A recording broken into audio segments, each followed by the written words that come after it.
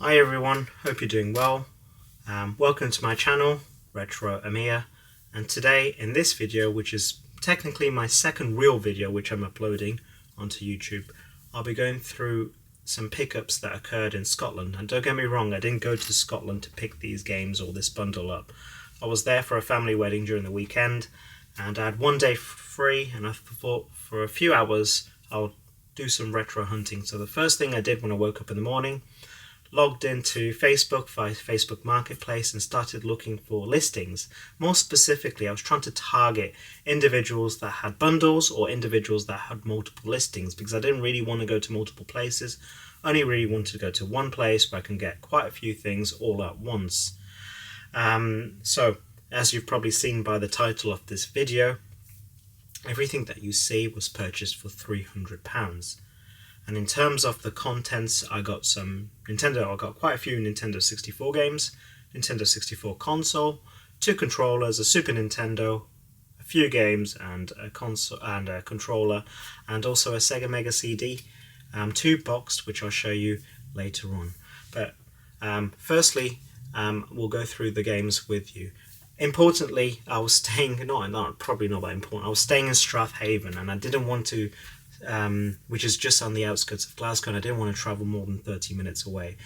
Actually, importantly, what I noticed straight away on Facebook is that the games, retro consoles, were generally cheaper on Facebook Marketplace than what it is from when I'm at home. So I live in Sutton Coldfield, which is just outside outskirts of Birmingham, and what I've noticed on Facebook Marketplace, where I'm living now, most of the deals tend to be a little bit marginally cheaper than eBay, if not eBay prices, so there's not really a deal that you can make in terms of going to collect on Facebook Marketplace.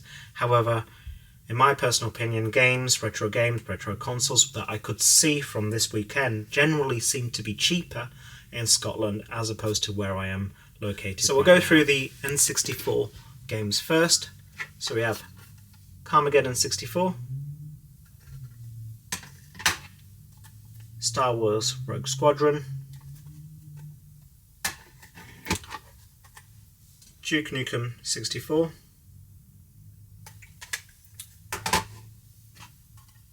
Turok 2, Seeds of Evil, a classic Star Wars Episode 1 Racer. Now this game I've got it boxed and complete.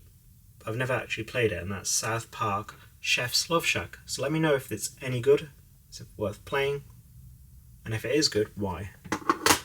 A game which is a classic, which I played hundreds of hours when I was with my brother, and that is 007 GoldenEye. I went back to this just over a year ago, and I couldn't play it because I think it's aged terribly, even though it's a classic and has a soft spot in my heart. But in terms of the graphics, in terms of the gameplay, it's just a game which I think has aged ever so badly, even though it was a landmark game when it came out. Whoop, drop that. Chopper Attack, Perfect Dark. Now I think this has aged better than 007 GoldenEye. Even though I prefer GoldenEye, I think this has aged better.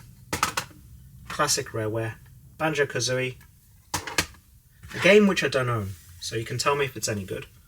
Dark Rift. I won't keep anything, because I only like to keep complete box games for my collection. But from what I understand, it's a fighter. Not too sure if it's any good. Please let me know in the comments if this is worth purchasing boxed and complete. Knife Edge, South Park,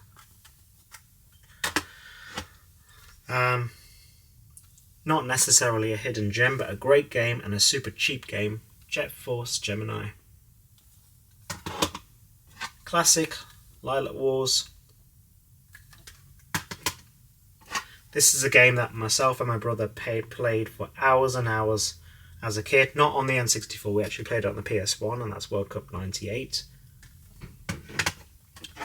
F1 Grand Prix 2,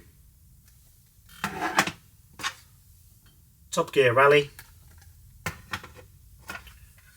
Rugrats Treasure Hunt, Extreme G, And finally, Mission Impossible. So there were 21 unboxed N64 games. Nothing special, but some classics in there. We also had the console, which I have here. No expansion pack, just the usual jumper pack. All the hookups are with it. With a Competition Pro controller, the buttons seem okay. And another controller, which I'm pleased to get. As the official, I think you call this the black one, I'm not too sure. Let me know in the comments, do you call this the black controller?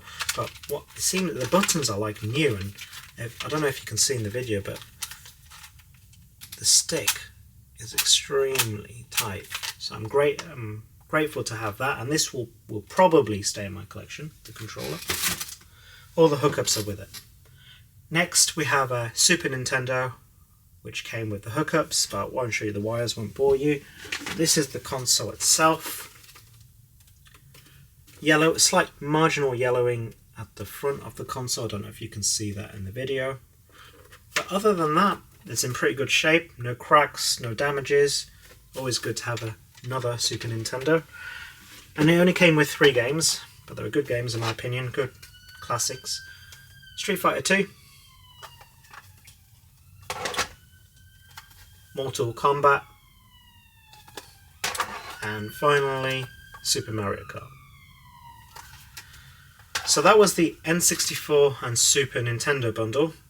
As I've mentioned, the £300 also got me the Sega Mega CD2 boxed and complete. I believe it's complete. I'll show you in another clip shortly after the contents, but I've emptied the contents so that you can see the box.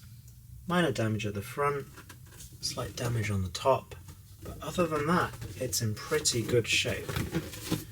I've never actually owned a Sega Mega CD2.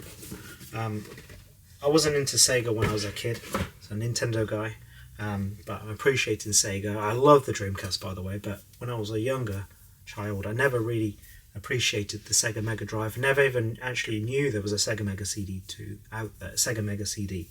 Add-on for the console. So I'll show you a closer view of the contents inside. So this is the inside. It comes with the manual, the Sega Mega CD, comes with the game, Road Avenger. The disc is in really nice condition, I'll recheck that out. And it seems as though with the cardboard insert, everything is in really nice condition. It almost looks like it hasn't been used. Still got the plastic around there, everything's still in its place, and underneath it's in really nice condition. I was super surprised when I opened this up and had a look. So as I mentioned, I'm not 100% sure whether I'll keep this, because in my collection for consoles specifically, I like to get everything in mint condition. I know it's a bit annoying for some collectors, but for myself, I like having my own consoles in mint condition in terms of the box. But in terms of the contents, everything seems great. So maybe I'll buy a mint one on eBay and just swap the inserts around, because I don't think I'm going to get something much better than this. What are your thoughts?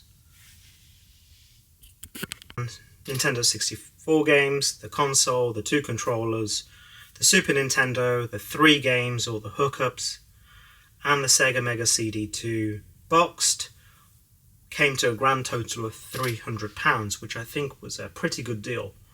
So my plan is, I probably won't keep most of it or any of it. My plan is to resell. My plan is, firstly, I'll resell the Super Nintendo and the games. I'll resell the Nintendo 64 probably as one big bundle. And I hope to get around £300 back from the N64 bundle and the Super Nintendo bundle, which will cover the costs for the Sega Mega CD2 alone. But I'm not too sure whether I'll keep the Sega Mega CD2. I'll have to see how things go in future. I'll have to see on eBay how much they actually go for, what they're worth. But I did think that £300 for everything that you've seen today was a good deal. Let me know if you think I've overpaid, underpaid, or is it relatively reasonable. But in the past, I've seen Sega Mega CD 2 consoles box going for £250 to £350, depending on condition. And in my opinion, based on the condition of the one I've got, I don't think it's £350, don't get me wrong. I think it's closer to £275, maximum £300 on its own. If that is the case, that almost is the same value which I've paid for everything else. So my plan is, yes, I will be reselling everything in order to grow my collection. Because as I mentioned in the past, which you may have seen in my first video, I don't collect games which are not complete. I only complete boxed games with the manuals.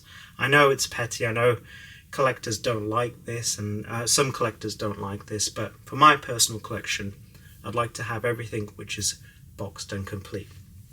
So, in summary, that was my pickups video that occurred during the weekend. I did actually purchase more games, which I'm going to make another video for, and that was a CEX purchase. And I'll come on to that. You'll probably see the video. That video will probably be uploaded 1 or 2 days after this video.